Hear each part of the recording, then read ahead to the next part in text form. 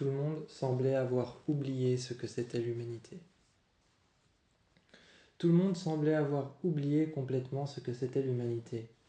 Notre ville n'était plus qu'un amas de tubes et de tuyaux transparents, comportant des joules et de l'énergie qui n'était pas verte. Mais à l'intérieur de ces tuyaux, il y avait des voltages qui continuaient à converser entre eux. Ils faisaient ce qu'on appelait des conversations d'énergie. Entre eux, ils se rejoignaient, se parlaient, s'assemblaient. Ils s'assemblaient, se rejoignaient. Entre eux, ils devenaient autre chose, ils s'alimentaient. Et finalement, toutes ces énergies, toute cette énergie, toutes ces joules rejoignaient une énorme tour noire. Elle apprivoisait, elle prenait, elle empruntait, elle buvait l'énergie qui passait à travers notre ville. Nous, les humains, on semblait avoir complètement oublié ce que c'était la vie bien avant que cette tour n'apparaisse. Bien avant que cette tour n'apparaisse et bien avant que l'humanité ne prenne cette tournure, bien avant qu'il n'y ait tous ces tubes, bien avant qu'il n'y ait tous ces tubes et ces tuyaux transparents qui étaient coincés sous terre, qui étaient coincés dans l'air, qui étaient coincés dans l'herbe et qui même étaient accrochés au-dessus de nous dans l'air sur les bâtiments. Bien avant qu'il y ait ces tuyaux de lumière blanche et bleue un peu, bien avant qu'il n'y ait tout ça, bien avant que l'énergie ne communique, bien avant que l'énergie ne communique par récepteur, ou alors ne se transforme par autre chose à l'intérieur de ces tubes de plexiglas qu'il y avait au-dessus de nous dans l'air, qu'il y avait accroché au bâtiment. Le ciel n'existait même plus. Le ciel n'était plus qu'un amas de lumière, un amas de tubes accrochés les uns contre les autres, dont l'énergie qu'il y avait à l'intérieur recevait un message de l'autre énergie, un message de l'autre énergie, qui en recevait un suivant et un suivant. La matière se transformait, prenait une autre forme, une forme générale. Cette forme générale se transformait en une autre, et puis ainsi de suite. Le schéma continuait. Chaque transmetteur transmettait de l'énergie à une autre, et les tubes, les tuyaux ne restaient jamais vides. Ce que nous, il fallait qu'on fasse, c'était sauver les animaux. Les animaux ne trouvèrent plus de refuge, ne trouvèrent plus d'endroit où aller. Un jour, j'avais mon arme sur mon dos, déchargée. Je l'ai chargée parce que j'ai entendu un cri. Un animal, un animal poussait un cri et j'ai été voir. C'était un pauvre petit léopard abandonné. J'ai été voir et je l'ai sauvé. Je me suis arrêté entre deux tubes qui passaient juste au-dessus. Deux tubes étaient en train de faire une transformation et une mutation d'énergie juste au-dessus de ce petit léopard qui était coincé. J'ai cassé les deux tubes, je savais que j'avais rompu quelque part. Quelque part, je savais que j'avais rompu les veines de cette tour, car les gens appelaient ça. Les gens qui vivaient dans notre ville appelaient ça les veines de la tour. Ils appelaient ça ces veines. Des veines qui traversaient la ville, mais qui, autrement dit, traversaient la ville et l'étouffaient.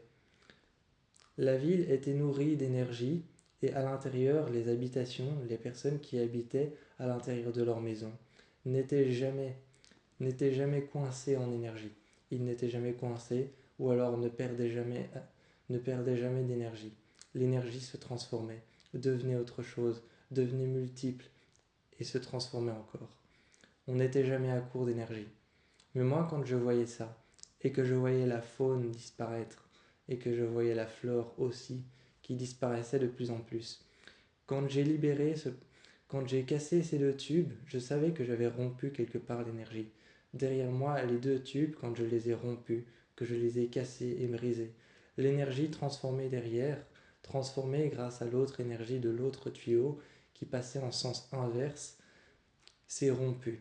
Les deux, les deux tubes derrière moi, qui filaient vers l'arrière, se sont transformés en deux tubes noirs et vides. Peut-être qu'ils nourrissaient un endroit précis, d'une énergie précise et transformée, mais elle s'est rompue. J'ai libéré l'animal et je lui ai dit vas-y, cours. J'ai pris mon vaisseau.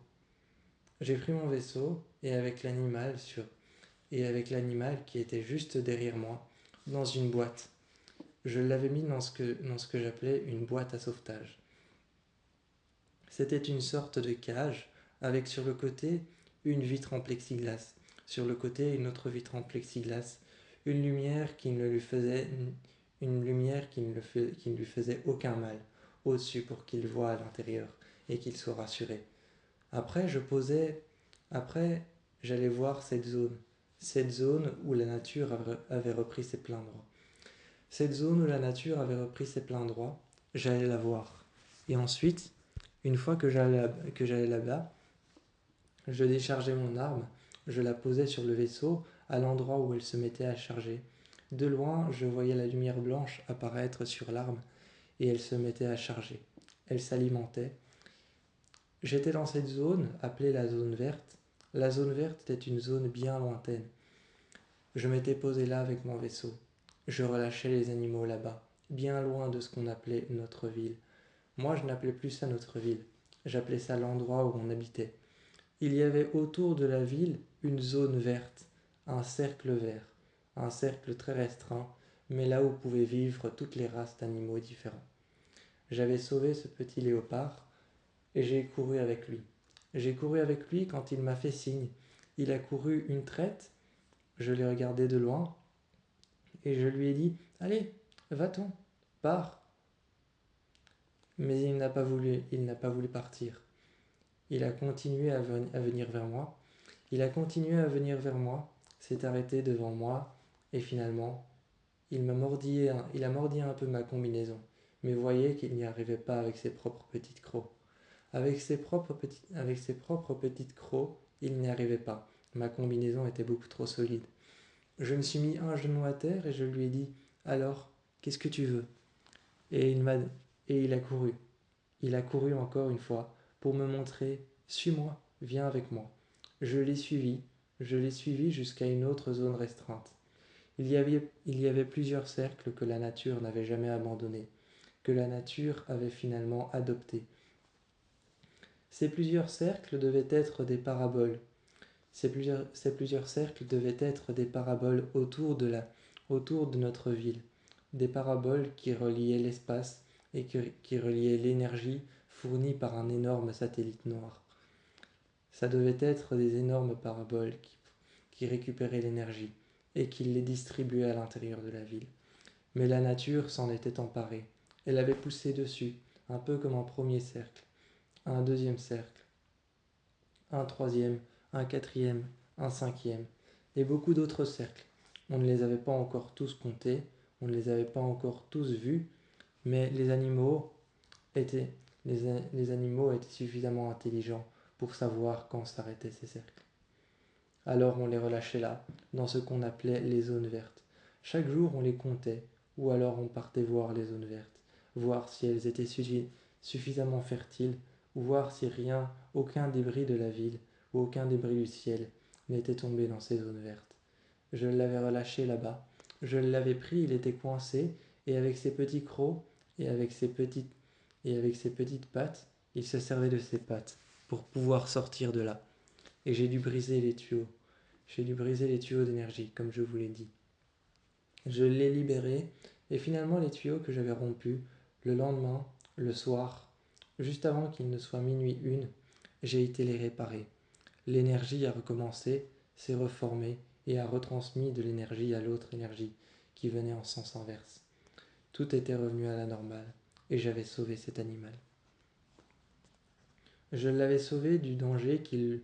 J'avais sauvé cet animal du danger qui lui courait derrière. Et ce seul danger qui lui courait derrière, j'ai mal de le dire, mais c'était la tour. La tour est notre ville à nous, les humains qui ont complètement oublié ce que c'était la nature, ce que c'était la faune et la flore.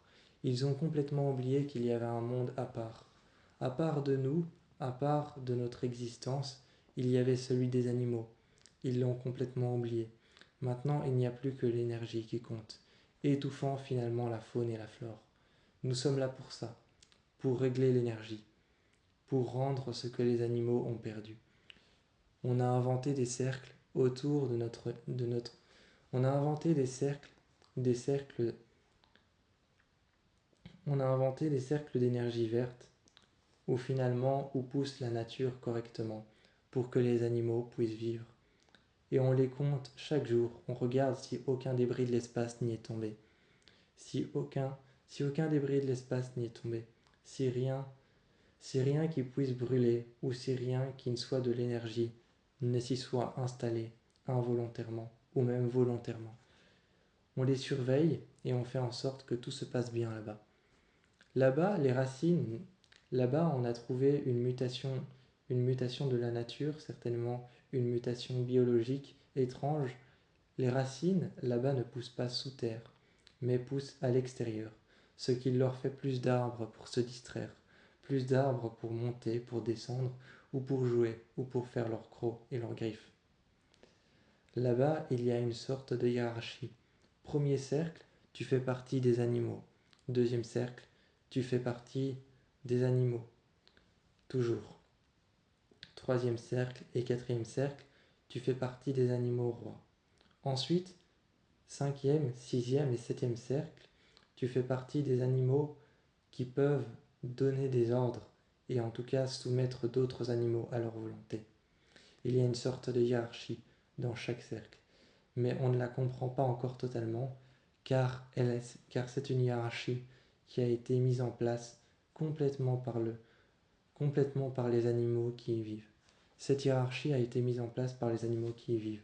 Premier et deuxième cercle, tu es un animal sauvé d'une catastrophe que tu as vécue. Deuxième et troisième, tu y vis tel que bon te semble. Troisième et quatrième, tu peux peut-être devenir roi, ou peut-être hériter d'un. Peut-être que le troisième ou le quatrième, tu peux hériter d'un poste. Celui qui s'occupe des bébés, celui qui s'occupe des jeunes, des jeunes animaux. Ou alors peut-être celui qui s'occupe des femelles. Cinquième et sixième, tu peux soumettre à ta volonté un animal, ou plusieurs. Il y avait une forme de hiérarchie, mais que nous les humains, on n'avait pas vraiment encore compris. On cherchait à la comprendre chaque fois que l'on comptait les cercles, les uns après les autres. Mais pour le moment, nous étions encore dans le flou. Alors, ce qu'on comptait faire la prochaine fois qu'on allait s'y rendre, c'était prendre un animal, non pas pour le garder captif, mais simplement pour comprendre leur hiérarchie, comprendre à travers lui et la manière dont il interagissait avec nous deux, le comprendre, essayer de comprendre cette hiérarchie en recomptant les cercles. Et peut-être que l'avoir avec lui, peut-être que l'avoir avec nous, et lui avec nous, allait peut-être nous aider à comprendre cette hiérarchie qu'il y avait dans les cercles.